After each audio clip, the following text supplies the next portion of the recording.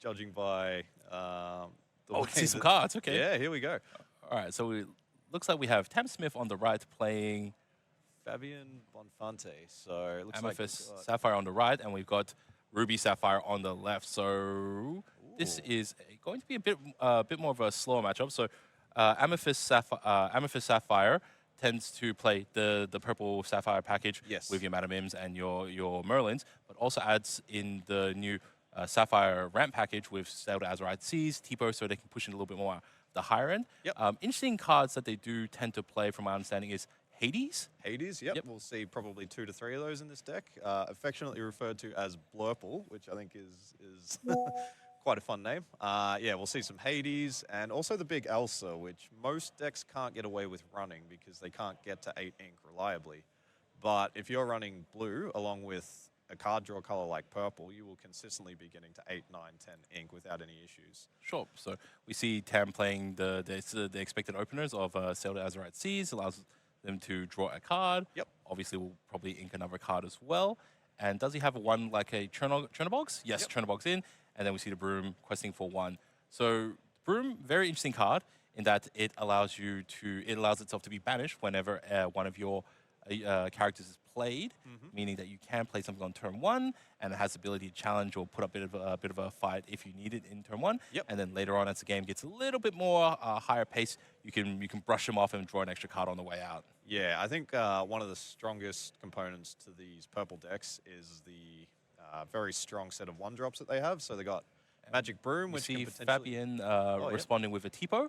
So Tipo obviously is the other 2-cost card that Sapphire will play to ramp up on turn 2. It's really important to be able to jump from your 2 ink to 4 ink. Yep. Tipo, obviously, because you're inking an extra card from your hand, it doesn't gain you the same advantage that Sailed Azurite Seas does, but he does put a body on the board. So in this particular case, Tipo will be able to challenge the Broom or the Chernobog's follows on the following turn. We did see the Genie come down, and this is where, you know, the pressure really starts applying. So Fabien really has to get into gear right now because that Genie is going to start things moving. And we got a Brawl, and no problem at all. We're just clearing this board.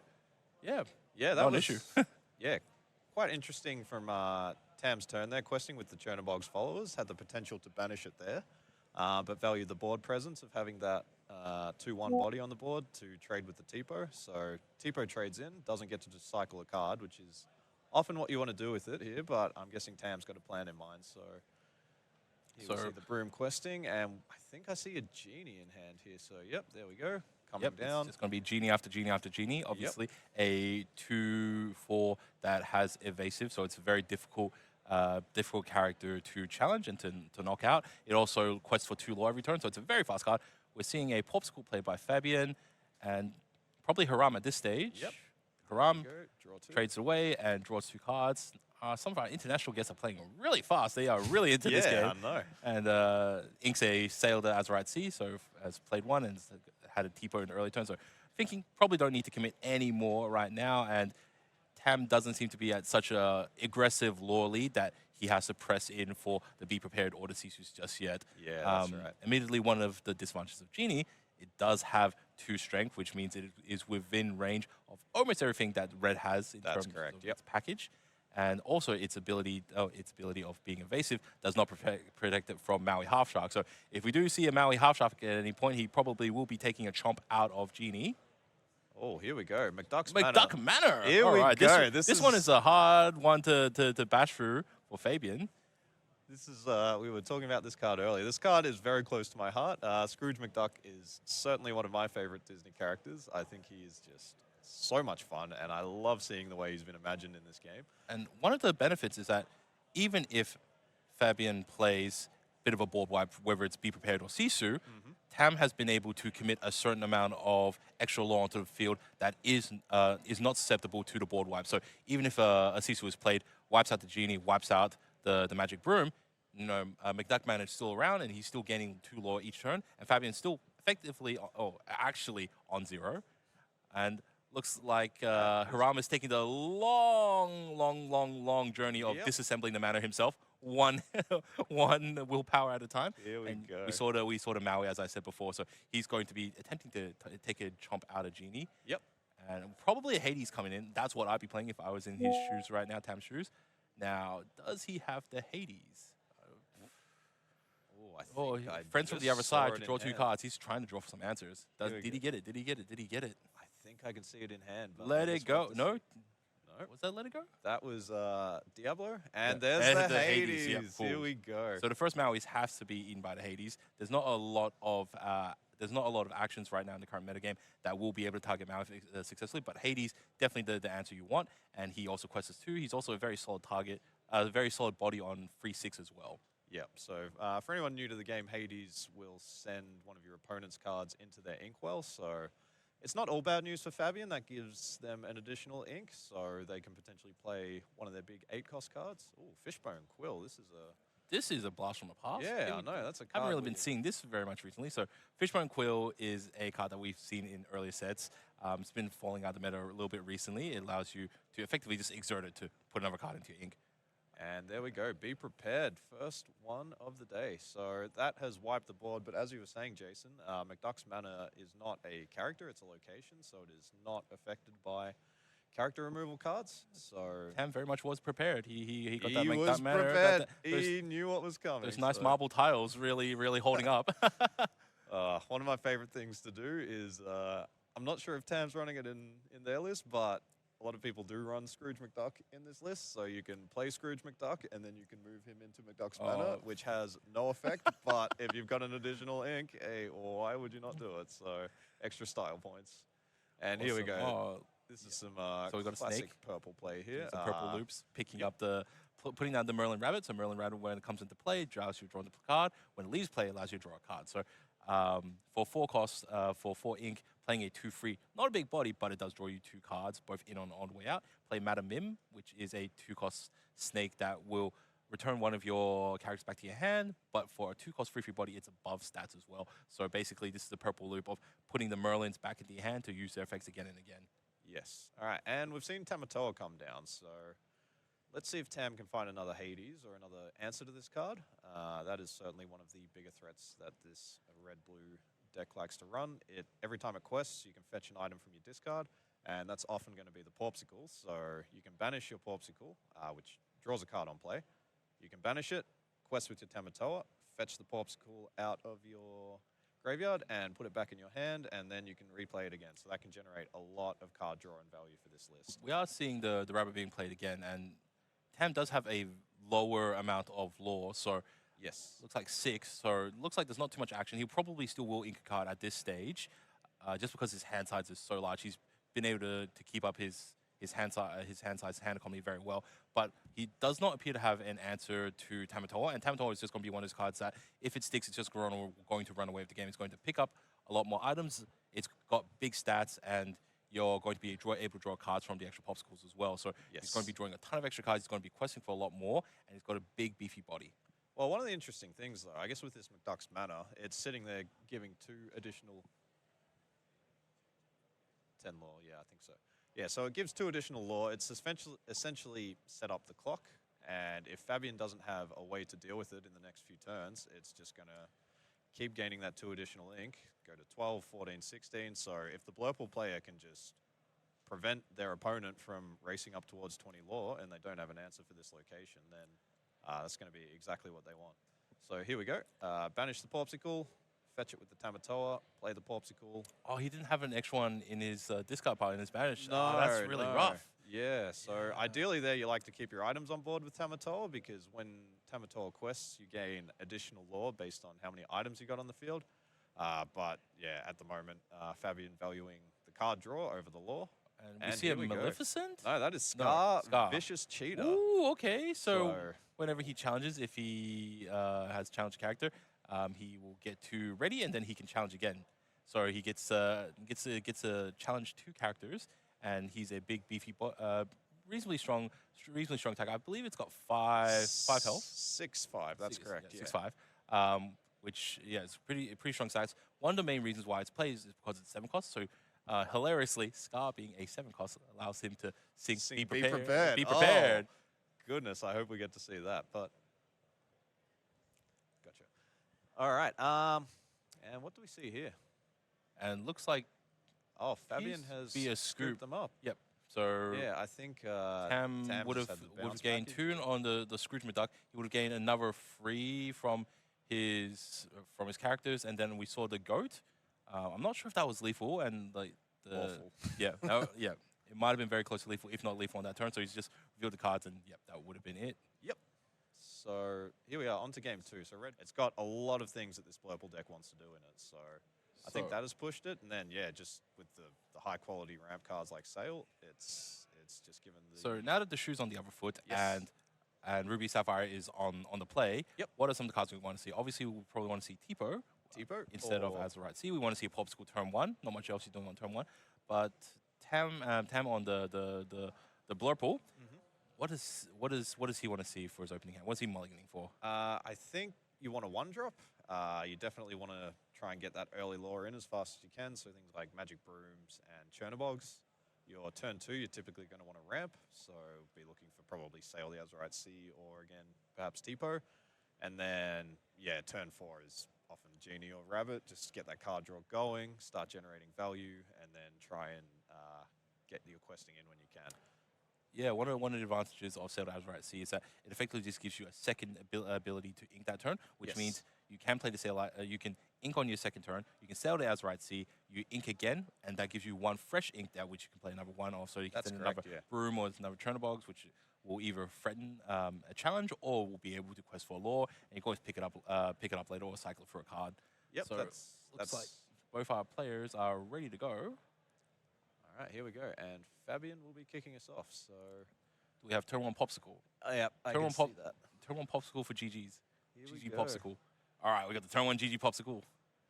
That is exactly what every red-blue player wants to see. Standard classic. Yeah. Standard classic. All right, Vintage red-blue. do we have a Broom or Chernobogs? Broom or Chernobogs? It is a Broom. And we saw Tipo going into the Inkwell, so I'm predicting there's probably another ramp card in Tam's hand. So for any new players who haven't played Lorcana before, the way the resource system essentially works is most of your cards are inkable, and once per turn you can add an additional card to your Inkwell, and that will allow you to play progressively more and more powerful cards as the game goes on. And then with these 2 blue decks, one of the core mechanics of Sapphire is ramp. So when we say ramp, it allows you to add additional cards to your Inkwell for that turn, so it lets you get to playing your bigger stuff more quickly. So I think what we'll see here, we see the ink, we see the Tipo on both sides, it's a Tipo party, and Quest with the Broom. So Tipo in this matchup significantly worse for Tam because having the body is not necessarily as important as Sail as actually drawing the extra card, and also your additional lore came in exerted. Looks like we have just a normal song, How Far Will I Go, just being paid for 4, which is an interesting play. Typically, you on your 4 ink turn, you want to be playing either Haram or you want to be playing Grammatala. Yep. Interesting because Fabien inked Grammatala on the turn 2 play. Typically, you want to put Grammatala on the 4 ink turn, and then on the 5th ink turn, she can then be used to either challenge or be used to singing How Far Will I Go. So that's an interesting line of play. Maybe he just thinks he doesn't need to go as fast. So Tam responded with Goat. Standard turn 4 play, not a Genie. I think this was the plan here. Get the Maui Half Shark down as soon as possible. And yeah, Fabien would love to fetch that How Far I'll Go, play it again. And that's just one of the beautiful things about this Half Shark card. It just generates so much value.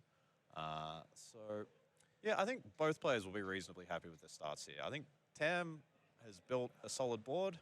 He's still a little bit far away from getting Hades out, so yeah, that's true though. 4 ink he to can definitely 6. quest with the Broom, and then he can sweep it away as he plays the card down. Potentially, he can also quest with the Goat and pick it up with, say, a Snake. But he also probably wants to be moving his game plan forward. So, can you see what's in his hand at the moment? No, not easily, but almost certainly the Broom is questing this turn. It looks like he's just turning it all sideways. That gains him an additional free lore. Yep. Is he just challenging Maui to say, hey, you know, I know you're going to take out by 1 my guy, so I'm just going to play my game plan? And out comes Genie. And we'll Trying for an answer. Definitely have to ink something here, but this is pretty punishing. Yeah, this Half Shark is going to be generating a lot of value here for Fabien. But yeah, I think Tam's plan is correct here. So yeah, I think this Blurple deck, you really need to try and beat red-blue. Fabio's really hit the ground running here. Yeah. He is so far ahead right now. Maui's just going to take a chunk out, going Zelda Azurite Seas, gains an additional lore because the Zelda Azurite Seas as well. Maui's going to come in this turn. Tipo is probably Tipo is going to be challenging into the Broom, probably, right? And then you send Maui into presumably Tipo. Maybe go. You'd send it into the Tipo for sure. I think keep the Maui up a little bit higher statted. Yeah, I think Maui will probably challenge the Broom here. This is another one of these great things about this Maui card. Every time that Fabien plays an action, he's gaining one additional lore here. So cards like Sail, Develop Your Brain, cards that draw or let you ramp, just generating more value. And he's fetched the Develop Your Brain here from the yard. Oh, so yes, true. Okay, so it is a one-cost action. It's a card that we haven't been seeing too much recently, but I guess in a strategy that revolves a little bit more around Maui, it is an additional action you can play for one, so it's something that you can just, look at top two and put one into your hand. It's a quick way to gain a lore. So it looks like he's actually turboing out. Yeah, I really like the way that Fabien's approached this. I think the Maui with a lot of cheap actions in hand. I think he's at 4 now. Yeah, so Maui with a lot of cheap actions can generate you a lot of lore, and then you can fetch those cheap actions and play them again, which you're seeing here. So, and I think he quested with the Tipo? The Tipo? Yeah, it looks like it. Yeah, so I think they're 5-5 piece now. And what are we going to see on Tam's turn here? You need an answer for Maui. So yeah, I think I see a crab. He's evasive, so it's very difficult to challenge into him. So you can, we're going to crab into the genie and just send him in. Yep, I think that's quite good. So crab on the turn it comes out gives another one of your characters challenger +3, so that gives them additional 3 strength when they challenge that turn. So Genie only had 2 strength there, but with the additional +3, was able to take out the Maui half shark there. Yeah, but Tam is bouncing the goat there, another classic play. But Tam's ink is probably not where he wants it to be right now. I think 5 ink is definitely on the lower side for this Blurple deck. But yeah, again, I think you need to keep the tempo high when you're playing Blurple against red-blue. Fabien really running off with this game. The resource differential is massive, and Tam hasn't really been able to draw that many cards. Typically, you want to have a little bit more ink, and you want to be playing some of your rabbits right now so you can continue on your ramp. That early game Tipo, obviously you do have to play it to ramp, but just like the big difference between playing Tipo versus Seas. And we got the Tamatoa coming down, picking up a Pawpsicle, putting a Pawpsicle in. That is definitely Tam is on the clock now. To see, yeah. So this is really definitely Tam has max free turns, I reckon, at this stage. I would say so, yeah. I think playing that Pawpsicle and then the Hiram's able to banish that Pawpsicle, draw 2 more cards. So the card advantage is definitely present here for the red-blue player. All right, cool. Sending in both the snake and the crab to take out Haram. Yep. So, admittedly, yes, both your characters are still sticking around, but I don't think that was the target. Tamatoa's Tamatoa's not exerted, so it's not able to challenge characters when they're not exerted. But let's see what Tam can do here. I think I see a Genie in hand. I see a Bell in hand. Is there any way that realistically Tam could race Fabien right now? So I don't think Tam has much choice. He has to race because his resource is so low. He just has to turn his guys sideways and quest up to low and try to get over 20 because he's definitely not going to be able to out-trade Fabien at this stage. The resource differential is too big. Ink's too different. I think he just has to go for it. But I guess it's definitely slowing down the Haram was probably necessary in order to do that. Yeah, you don't want to let Fabien keep banishing those Pawpsicles and drawing 2 cards every turn. All right, so Fabien's got a handful of cards. Let's see what they are able to do with it. Yep, Pawpsicle down, standard play. I'm not seeing any board wipes. Also a little bit hard to pass out how much ink he has. Probably 8 or something? I would say 9, yeah. It's... So your board's all right. Yeah, he's certainly got a lot of choices here. Just doing some math. Doing some math. All right, cool. So we got Genie for +2 and then the other ones are +3. So in total we got +5. Means theoretically, if everything sticks, got 3 more turns, right? Tam will need 3 turns to push them over the line. Yeah, we may see the Tamatoa. So running the math on it right now, he obviously, it seems like he should be trying to take out some, challenge some of these units. Yep. Genie really is the only threat. The other two, the other three are only one law. So what could he really have? Like a Sisu? Sisu would only hit the Genie and the Genie and the Tipo, which is pretty would be good. And then Tamatoa could challenge either the Crab or the Snake. But yeah, from what I've seen in Fabian's hand, I'm not sure. You don't want to that he go has be an answer. prepared because you're losing Tamatoa. He doesn't have Scar, so Scar will also be a good play because it can come in, it can challenge a Tipo, challenge a Crab, or it can go like Snake Crab. Yes. What else does he? Yeah, How do you have so many cards but don't have an answer? I know. Does he just not want to play Maleficent? He doesn't. He probably doesn't have the ink for Maleficent. I think he would. Tamatoa questing for 2 there. Yep. Fetching another Pawpsicle. I think. He's just digging for answers. All right, Digging cool. for answers. That's right. I see a roll there by the looks of it. That's not bad. And we may even just see the sail here. I'm seeing that. No, you need to convert for board. So, like, if you see the Brawl's hitting Genie for sure. Yeah, I think we will see that. Here we go. Yep. And yeah, Fishbone. Oh, Yep. Fishbone Quill. I think it makes sense here. It gives the Tamatoa additional lore every time. True, it yeah. quests. But that's assuming Fishbone Quill. That's assuming the Tamatoa sticks around. I guess if you've got a fistful of cards in hand, you might as well just stick them all in the ink so you've got like big turns on the following turn later. So Tamatoa theoretically, Tamatoa can be traded into the whole board. Oh, we see the Brawl. Yep, so Genie's out. Quest for 1.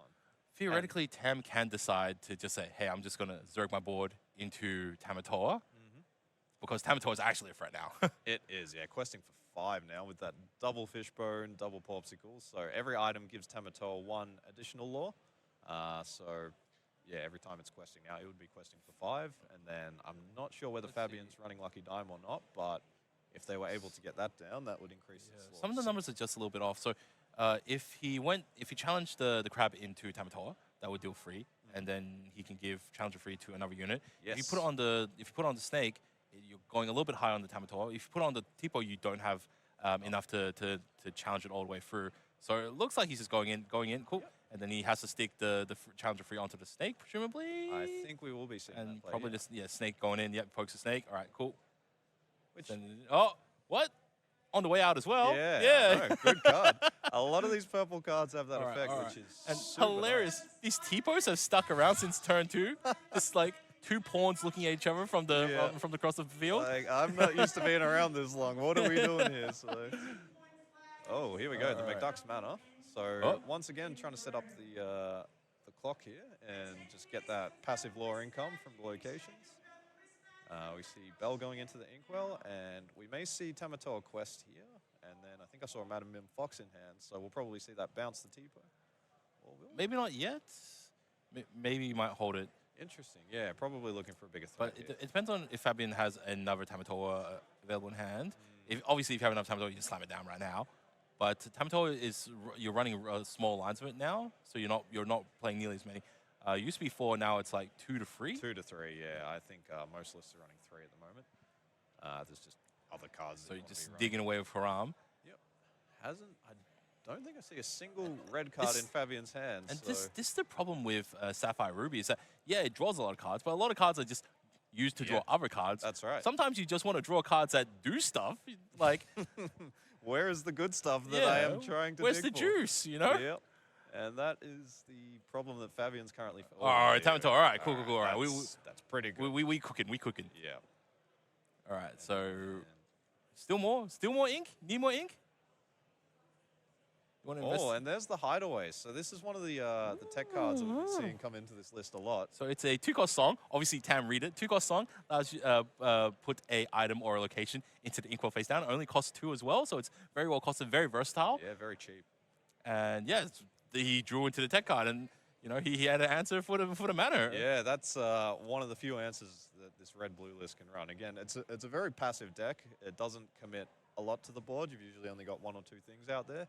Your game plan's not really to fight for the board with challenges. It's to play other sort of actions and removals. We see the goat loops right now, so in and out. So that's another 2 extra lore. So I quite like that from Tam because, I thought we might see the Fox come down the previous turn, but obviously he knows this deck better than I do. So bouncing the goat there gains you 2 additional lore. Yeah, but it's also a very uninteractable source of lore. So once you pick the goat back up to your hand, any deck other than, you know, green or a very obscure yellow can't deal with it. That's correct, and yeah, I think that's one of the things that this red-blue deck really struggles with. It's like if people just keep bouncing their goats, there's no way that you can interact with that, so it's just guaranteed law. It's an inevitable slow clock towards 20. Yes. The only way to slow that clock a little bit is you obviously play Pirate's Life. Yep. Or you just race. So looks like we are looking at the top 5. Yes, Tipo question for 1 on that turn, and Fabien. I'm not quite sure. I think he selected how far I'll go there because apparently 14 ink or whatever he's got in there was just not enough. If you've got plenty of ink, you can easily use your ink to just dig for more stuff. Yeah. So Haram, draw 2 more cards.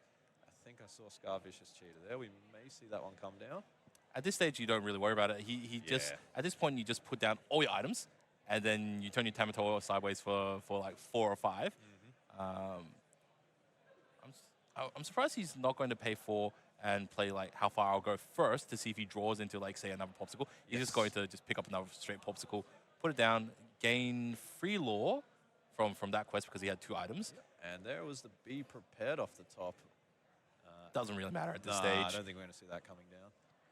I think Fabien's looking quite in command here. Does he really need to be drawing more cards? Like, wouldn't at this stage, if you got a fistful of cards, you would just keep your items on the field and just use Tamatoa to just quest for more, right? You want to, like, he had lethal, but I don't know what's he doing. What's he now? Is he just all right? Maleficent.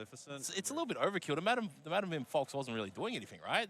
Like, yeah, it can challenge some for 4, but I think he's just trying to lock the game up. So I think just reducing any lore that Tam can possibly accumulate on their turn, trying to shut that down. Which, it's looking quite good here for our Red Blue. He's basically got a second deck as his Inkwell. Yeah, but one of the funny things, one of the obscure ways to lose in this game is running out of cards in your library. So Fabien is probably not in danger this game, but it's certainly one thing that I've only ever seen the red-blue decks. Let's think about Tam's situation. So Fabien is definitely showing lethal for next turn.